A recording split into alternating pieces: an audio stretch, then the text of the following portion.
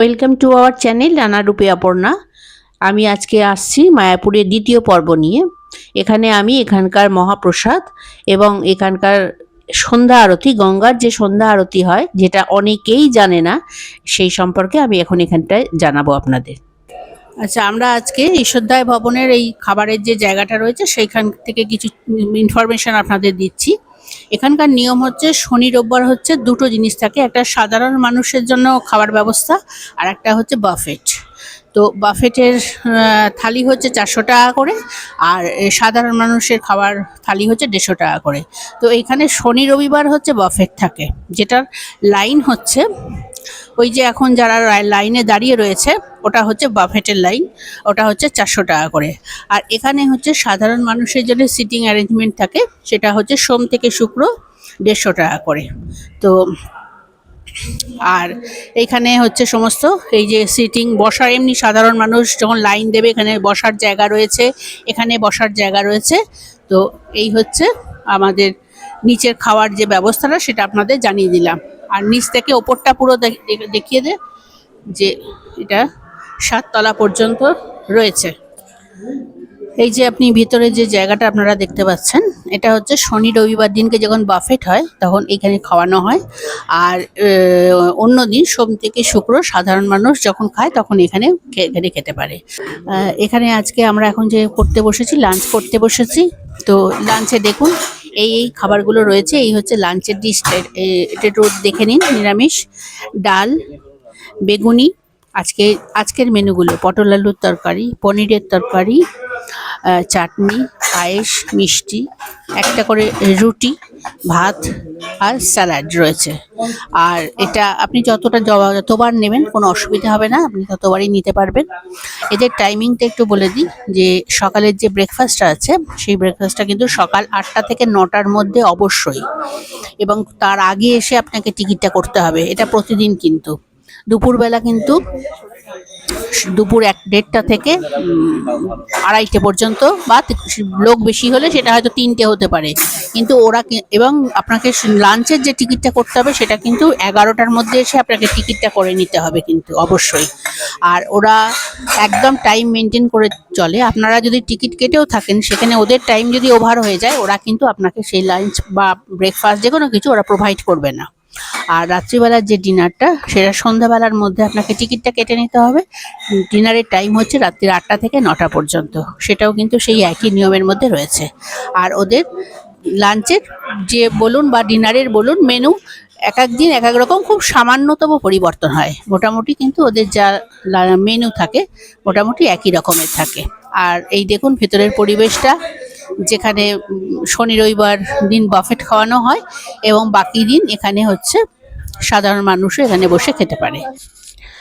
আমি যে কথাটা বলার জন্য এই ভিডিওটা করছি সেটা হচ্ছে, ওখানে একটা গঙ্গা আরতি হয় বিকেলবেলায়, সেটা দেখার জন্যই কিন্তু এই ভিডিওটা করা।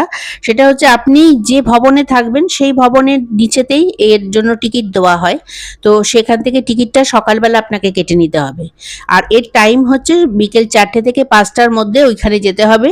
ওখানে অনেক রকম ঘাট আছে, কিন্তু আপনাকে টোটোতে করে যেতে হবে। টোটোয় বলতে হবে আপনি প্রভুপাদ ঘাটে নামবেন।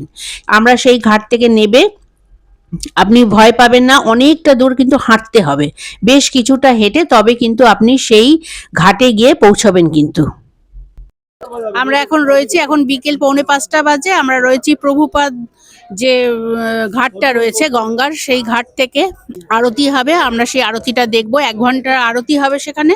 এবার সেই আরতি দেখে তারপরে আমরা ফিরবো। তো দেখুন আপনারা চারিদিকটা কত সুন্দর লাগছে, কত মানুষের ভিড়, কত সুন্দর করে সবাই যাচ্ছে আরতি দেখতে।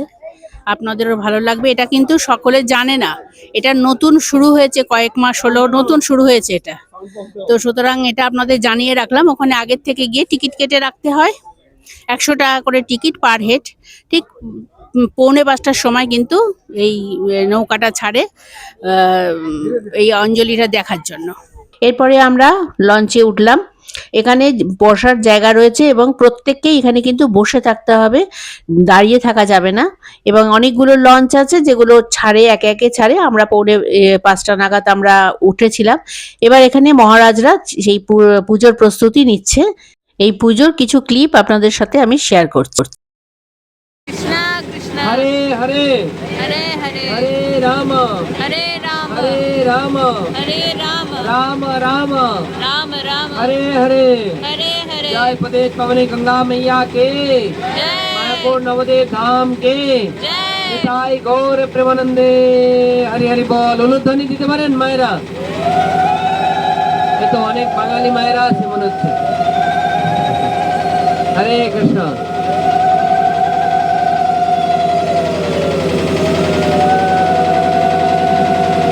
এই অনুধ্বনিটা কি বলা যায় কে বলবেন বলতে পারবেন না এটা একটা मांगलिक शब्द मंगल का सूचक होता है कोई अगर उलूध्वनि होता है शंख बज जाता है तो लगता है उसमें कोई पूजा होगा कोई शुभ कार्य होगा है कि ना तो इसीलिए हमारा बंगाल में अभी भी ऐसे कोई पूजा करने से ये उलूध्वनि होता है शंख बजाते हैं हरि बोल बोलते हैं है ना तो जितने दूर ये वाइब्रेशन जाता है उतने दूर पवित्र हो जाता है এইবার আমরা আস্তে আস্তে এগিয়ে যাচ্ছি ত্রিবেণীর দিকে, ত্রিবেণী সঙ্গমের দিকে এগিয়ে যাচ্ছি। এর মধ্যে কিন্তু মহারাজরা কিন্তু পুজো করে চলেছেন, তারা তাদের মূল্যবান কথাগুলো আমাদের সাথে শেয়ার করছেন। এবার দেখুন কি সুন্দর সূর্যাস্ত হচ্ছে, তার মধ্যেই কিন্তু পুজো চলছে। এই ত্রিবেণী সঙ্গমের যে জায়গাটা, সেখানে গঙ্গা এবং যমুনা দুটো নদী এক জায়গায় হয়েছে এবং দূর থেকে দেখুন মূল মন্দির দেখা যাচ্ছে। কিন্তু এই লঞ্চে যে সময়টা আমরা কাটাবো, প্রায় 45 মিনিট ধরে কিন্তু আমরা লঞ্চের মধ্যে ঘুরেছি। এইবারই শুরু হচ্ছে প্রধান গঙ্গা আরতিটা।